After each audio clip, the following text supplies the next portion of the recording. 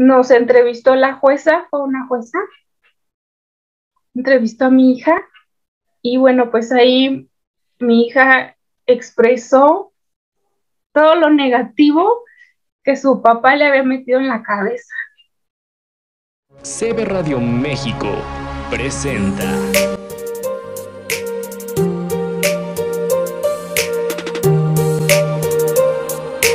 Mi nombre es Liz Martínez. Hoy te comparto mi testimonio. Soy sobreviviente de violencia vicaria y lo comparto contigo para hacer visible esta problemática que está afectando a miles de mujeres, pero no solamente a las mujeres, sino también a sus hijas y a sus hijos.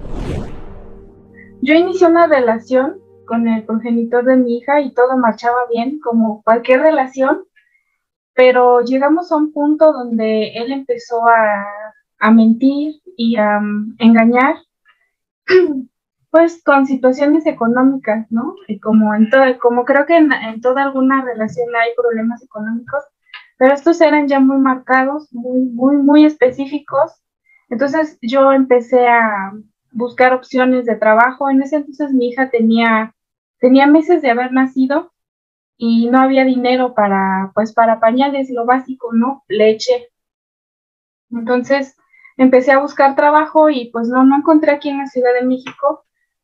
Decidí irme a Ciudad Juárez, Chihuahua. Me fui para allá 4 meses. Encontré trabajo, me fui con una de mis tías. Encontré trabajo afortunadamente. Me empezó a ir bien y me fue a alcanzar. Cuando me alcanza, pues llega ahí a la casa de mi tía y empezó como una discordia.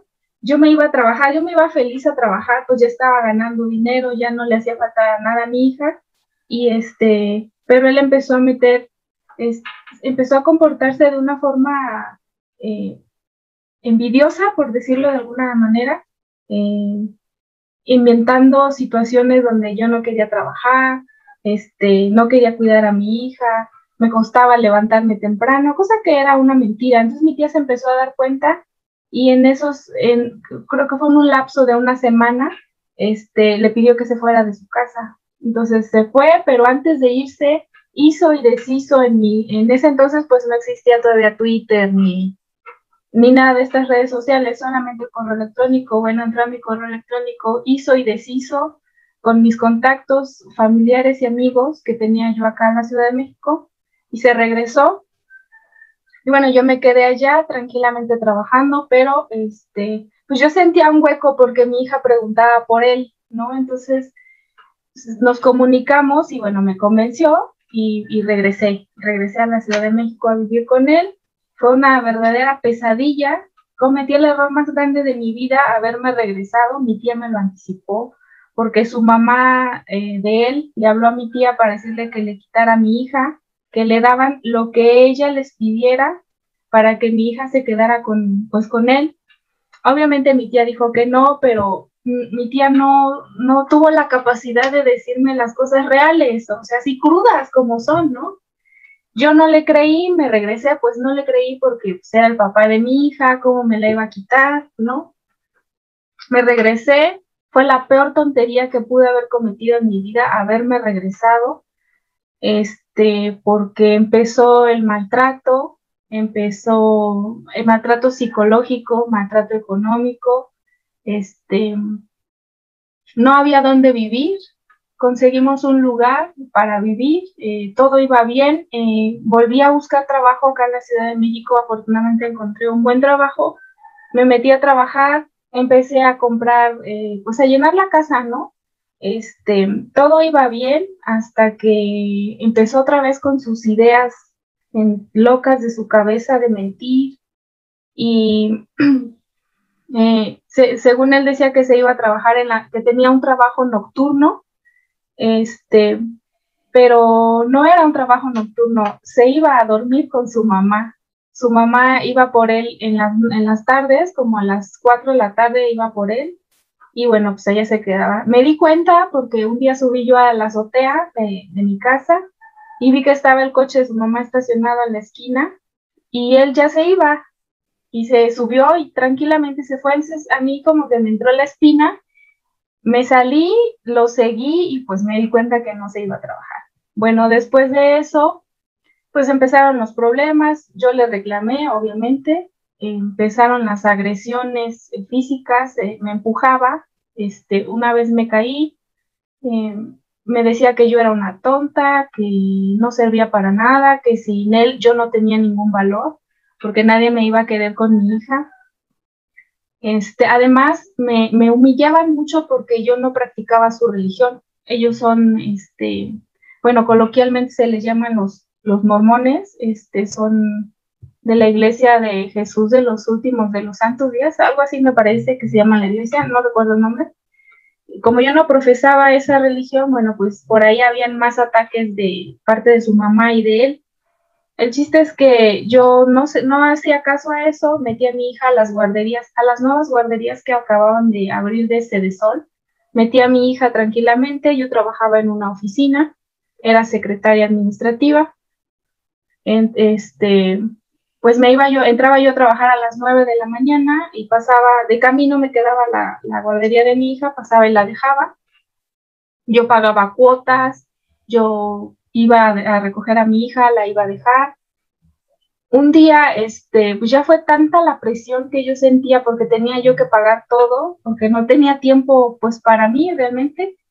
Le dije que nos separáramos porque la relación ya no funcionaba. Yo lo mantuve 2 meses y a mí se me hacía muy exagerado porque él no buscaba la forma de, pues, de ayudarme económicamente. Creo que eso es una relación, ¿no? Donde ambos se ayudan. Entonces, pues empezaron las agresiones nuevamente. Este, Me decía que yo era una tonta, que sin él no iba a poder sacar adelante a mi hija, que lo pensara, que además yo era una mala madre. A mí eso, pues sí me pegaba, pero decía, no es cierto, me está mintiendo. Entonces, en mi trabajo, bueno, afortunadamente mis compañeras de trabajo sabían la situación y pues me orientaban, ¿no? En una ocasión llegó a decirme que le habían detectado cáncer cerebral y pues yo le creí, me impactó, o sea, me impactó que me dijera que le habían descubierto cáncer cerebral y bueno, pues me aferré a él, la verdad, para ayudarle, pues, para que no se muriera, ¿no? Porque yo no quería que se muriera. Y en mi trabajo me decían que era mentira, o sea, que me manipulaba, que me controlaba, incluso me quitaba mi tarjeta de pago, de nómina, él la tenía. Ahí en mi trabajo me daban unas terapias buenísimas mis compañeras para que yo me diera cuenta que me estaba mintiendo, me estaba controlando en tiempo, en dinero, en amistades, cómo me vestía, pues porque en la oficina me dieron trajes sastres y pues a él no le gustaba que yo fuera así, porque obviamente cuando te vistes de esa forma, pues tu imagen cambia y a él no le agradaba y en la empresa pues llegaban, como en todo lugar que te llegan y te dan un presentito, ¿no? Un regalito, una flor, pues él, imagínense, decía que yo andaba de loca, bueno, no con sus palabras, pero que pues prácticamente era yo una prostituta porque todo el mundo me regalaba cosas en el trabajo. Hasta que llegó un momento en donde me estrelló un vaso, me aventó contra la pared, me estrelló un vaso en el piso y los vidrios salieron volando. Ese fue el momento donde yo entendí que eso tenía que parar. Yo le dije que nos íbamos a separar definitivamente porque yo ya no le encontraba solución a esa relación y no me creyó, como yo siempre le decía que me iba y no me iba, no me creyó. Entonces un día me armé de valor con una amiga y me fui, agarré las pocas cosas que pude agarrar y me fui con mi hija, me fui a la casa de mi abuela, me recibió. Seguí con mi vida normal, seguí llevando a mi hija a la escuela, a la guardería, y un día ya en las mañanas, una mañana, la recuerdo perfectamente, estaba lloviendo y mi hija me dijo que no quería ir a la escuela. Y yo le dije, no, sí tienes que ir porque no te puedes quedar aquí. Me dijo, no, mami, no quiero ir a la escuela. Yo dije, no, sí tienes que ir porque yo me tengo que ir a trabajar y no te puedes quedar. ¿Quién te va a cuidar? Me la llevé a fuerza. Me arrepiento tanto de haberme la llevado porque me insistió y me rogó y me explicó que no la llevara y yo la llevé. Ese día la entregué y me fui a trabajar normal. A las 4 de la tarde mi hija salía de la guardería Yo llegaba así, en mi trabajo estaba de la guardería como a 20 minutos caminando.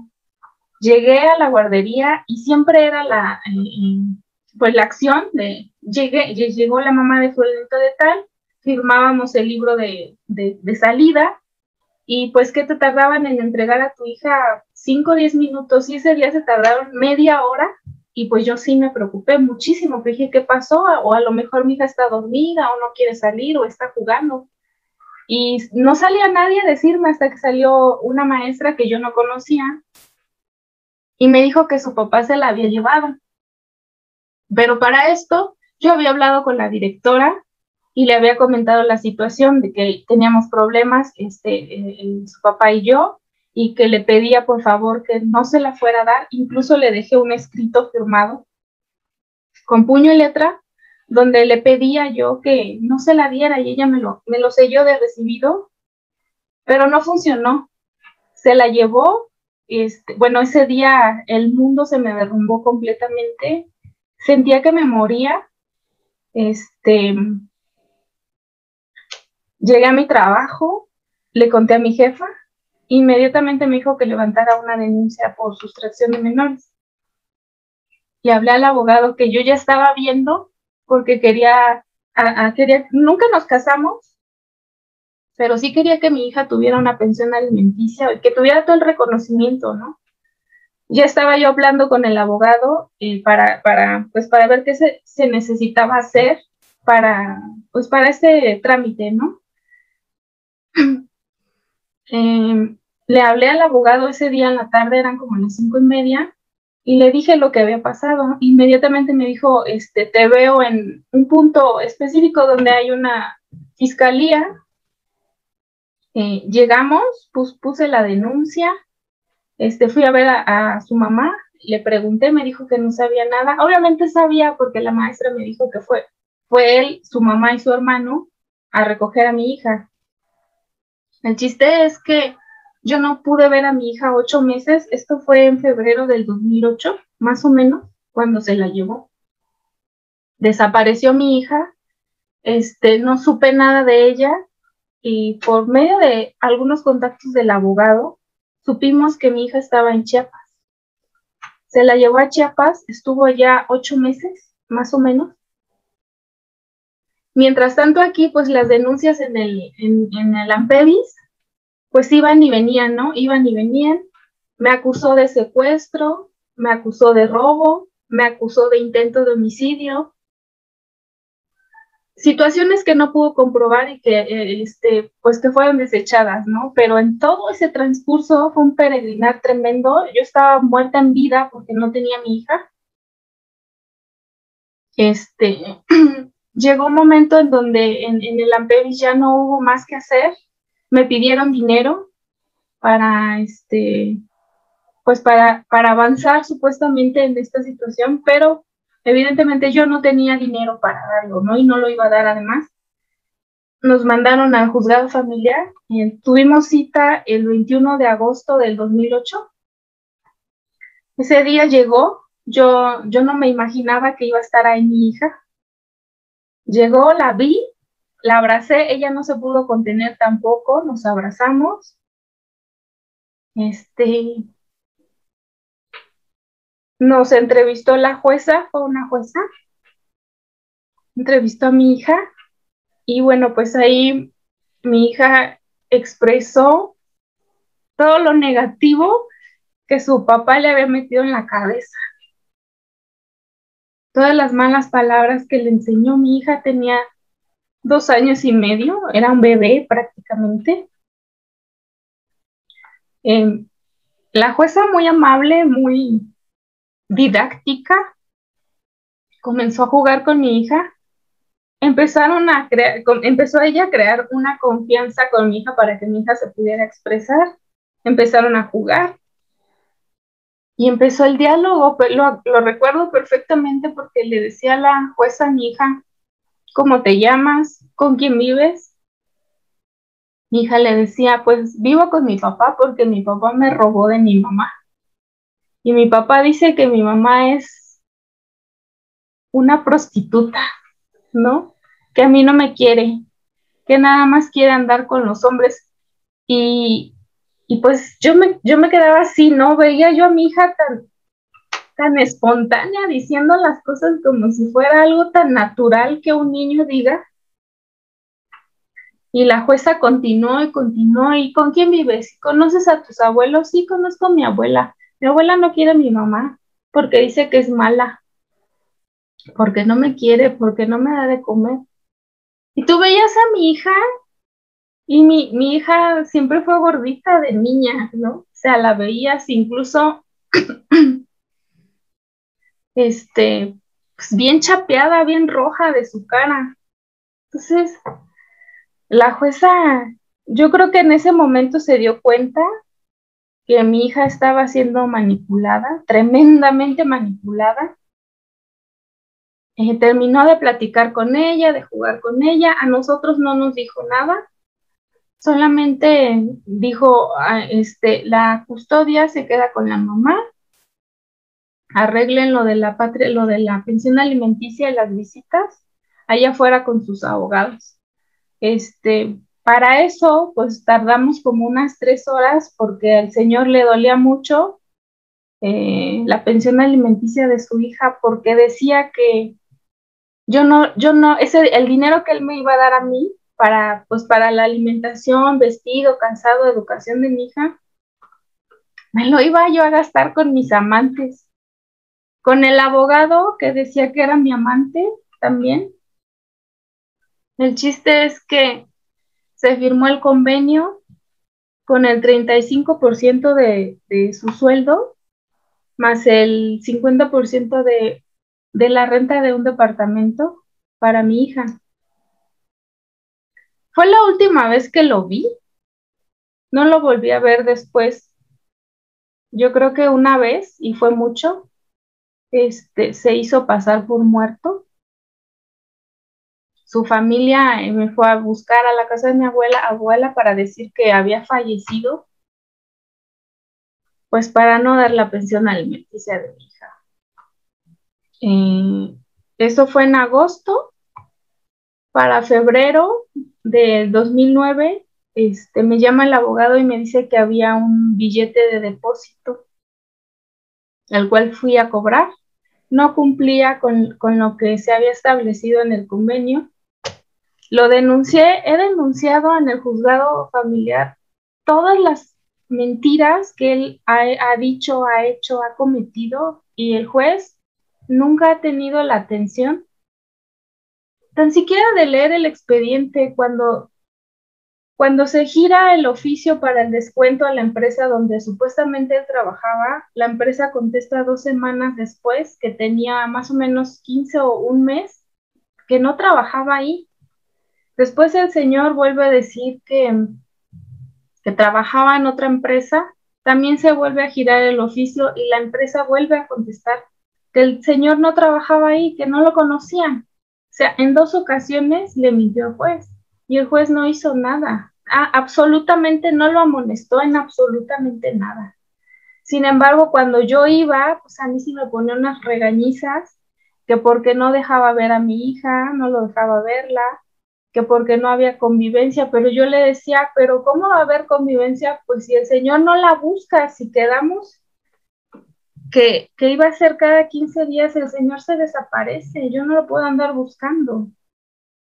Desapareció, bueno, eran regañizas horribles que me daba el juez. Yo en ese entonces, pues, me sometía, la verdad, a lo que este juez me decía, me quedaba callada, no le decía y le daba la razón, ¿no? Porque me hacía sentir culpable, cosa que no era yo culpable, ¿no?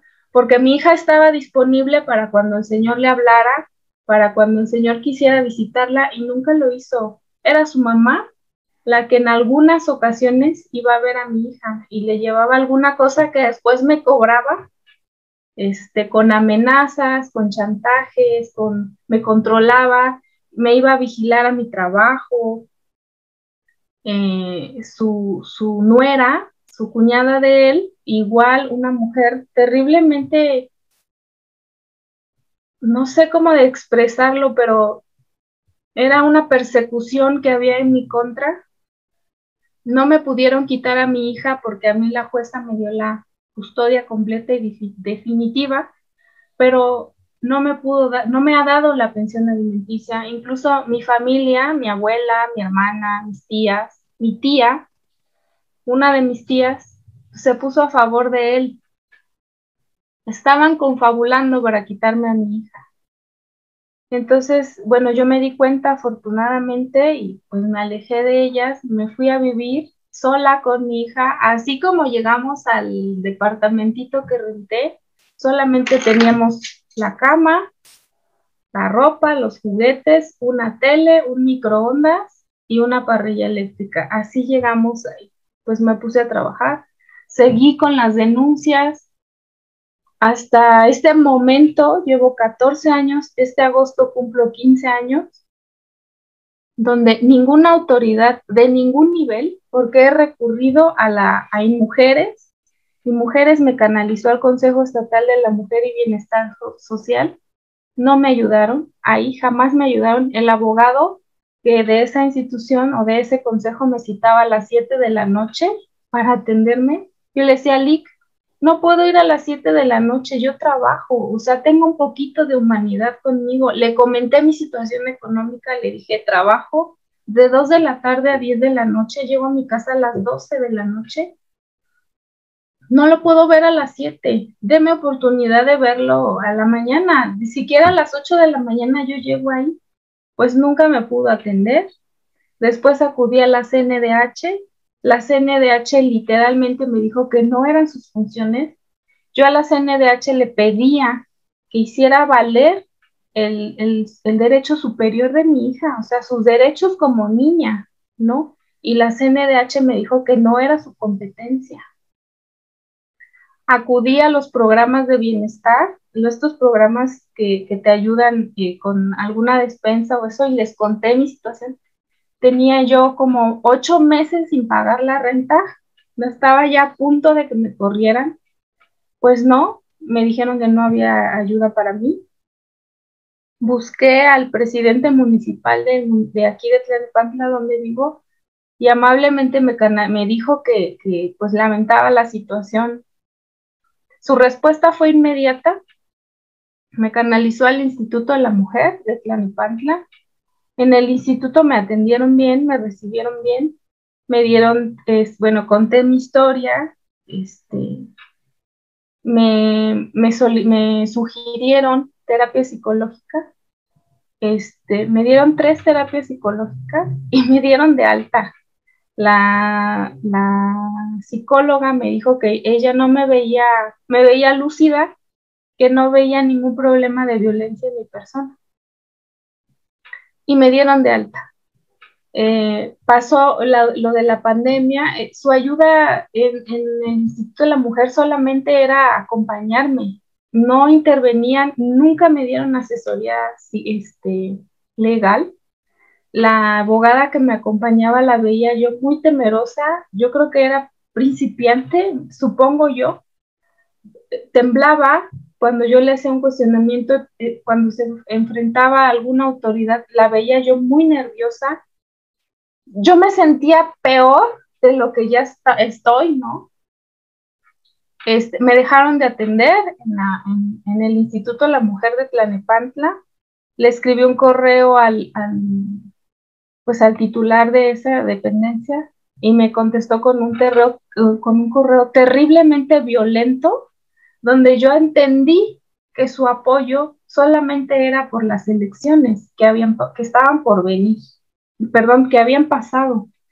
Dejé de buscar su apoyo, le escribí a Arturo Saldívar, al ministro de la Suprema Corte de Justicia, le mandé un correo electrónico donde le solicitaba me ayudara, porque yo ya no veía luz en este camino, o sea, son 14 años de desalojos, de hambre, de enfermedades, de no vacaciones para mi hija, ya no para mí, sino para mi hija. Y le pedí ayuda y me mandaron un correo donde me decían que no eran sus funciones del ministro.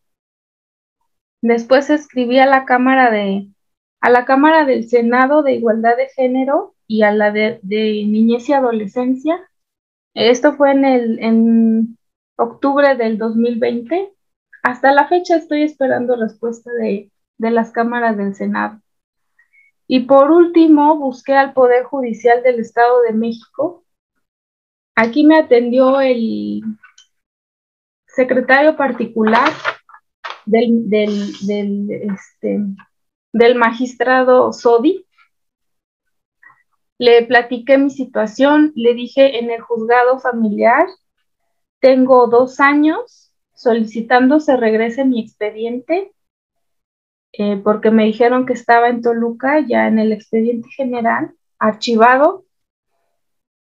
Ya hice la solicitud y pues nada más no lo regresan y no lo regresan. Se atravesó la pandemia, pero bueno, ya se había liberado y mi expediente sigue ya guardado y pues yo no puedo hacer nada. Y me pidió una semana, me habló por teléfono y me dijo, ya está tu expediente, ve a verlo. Fui, efectivamente estaba mi expediente, solicité de nuevo un abogado de oficio ahí en el juzgado familiar, me lo otorgaron, pero bueno, mi expediente sigue detenido, porque cada que el abogado me cita para hacer algún trámite, voy y el abogado no está. Resulta que lo mandan a Toluca a un curso o a una audiencia y nadie más me puede atender. No tengo para pagar un abogado particular. Y mi expediente ahí está muerto. Le pido ayuda a otra abogada de los que están ahí en la oficina de, de abogados de oficio y pues nadie me puede ayudar, más que el único que yo firmé, que es mi representante. Bueno, le pedí ayuda nuevamente al magistrado Sodi, me contestó, me dijo que sí, envió una visitadora familiar para que me ayudara, pero yo no sé qué pasa con las leyes mexicanas porque creen que como mujeres tenemos toda la disposición del mundo. Si yo no trabajo, mi hija no come, mi hija no toma clases en línea, no puedo pagar la renta, la luz, el agua, el internet. ¿No piensan en eso? ¿No? Me habló la visitadora, su secretaria, y me dijo que me veía en los juzgados de Catepec y le dije, no, bueno, pues no puedo, porque trabajo de 2 a 10 de la noche en la Ciudad de México y si yo no trabajo, a mí me pagan diario. Si yo no trabajo un día, pues ese día ya lo perdí, porque ya no me voy a completar para la renta, ya no me voy a completar para el agua, para la luz, para el internet. Pues hasta ahorita no me han atendido. Lo mismo sucede en la fiscalía. Lo denuncié hace un año, en diciembre del 2020, por incumplimiento de pensión alimenticia, y mi expediente ahí está, sentadito, no lo mueven ni lo desempolvan. Voy y me tratan mal, me hacen esperar 5 horas. La abogada, la asesora jurídica que solicité al Estado es una persona del más grosero, me ha gritado, me ha insultado enfrente de todo, no se le puede decir nada porque la abogada cree que es intocable. Ya la denuncié ante su coordinadora y le pedí un cambio de abogado porque además, pues no me ayuda, no me asesora en nada. Me dijeron que no me la pueden cambiar porque pues culpan a la pandemia, ¿no? Digo, sé que la pandemia pues nos ha venido a cortar tiempos y espacios y gente y todo, pero no todo es de la pandemia.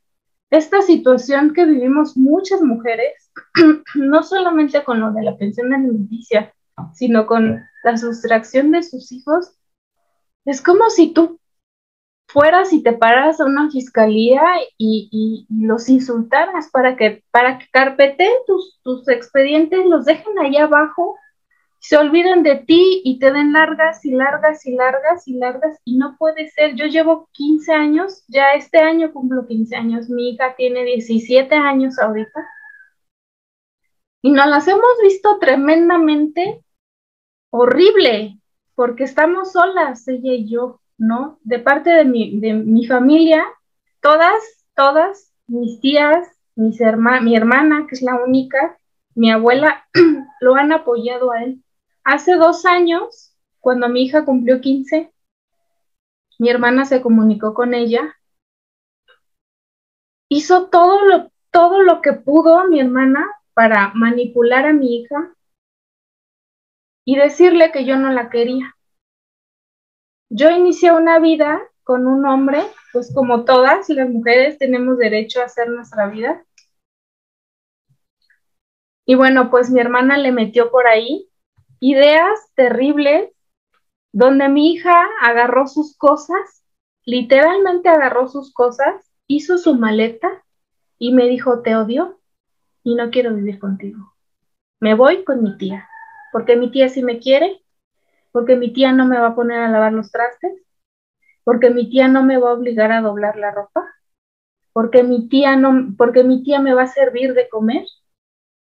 Ella sí me quiere, tú no me quieres, porque tú me pones a barrer, tú me pones a lavar trastes, tú me pones a echar la ropa a la lavadora, y mi tía no lo hace. O sea, ¿te das cuenta la maldad de la gente y mi hermana, siendo mi hermana?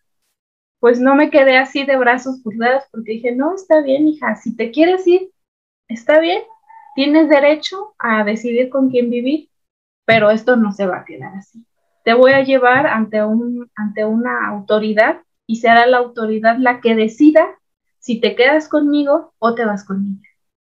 Fuimos a un ministerio público que está en los juzgados familiares.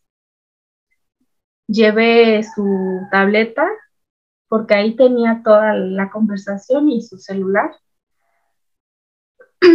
Y la abogada que estaba en el Ministerio Público, pues habló con nosotras, habló con mi hija a solas, como 2 horas, le hizo entender que estaba siendo manipulada por mi hermana. Se lo comprobó y mi hija no lo creía. Le habló a mi hermana, la abogada, le habló a mi hermana por teléfono y le dijo, a ver señora, pasa esto, esto y esto y esto, y quiero que venga, porque si usted se va a hacer responsable de la niña, pues aquí lo vamos a hacer formal. Y resulta que mi hermana ni tan siquiera se presentó y todo lo negó. Negó todo lo que mi hija le había dicho, teniendo las pruebas de la tableta. O sea, y dices, bueno, me ataca uno, me ataca el otro, ¿y dónde está? No se hizo nada, solamente la persiguió. Le dijo que no podía hacer eso porque a la próxima la iba, la iba a acusar de corrupción de menores. Pero mi hermana, esta mujer, pues está coludida con el progenitor de mi hija, indudablemente. Y no puede ser que las autoridades, viendo la situación, no hagan nada. Además, no es para mí, es para un menor de edad. Como se los he dicho en todas las audiencias que he tenido, no vean por mí, yo solamente represento a mi hija, ¿sí? ¿Dónde queda el derecho superior de mi hija? ¿Dónde queda el derecho a una familia? ¿Dónde queda el derecho a una vida digna?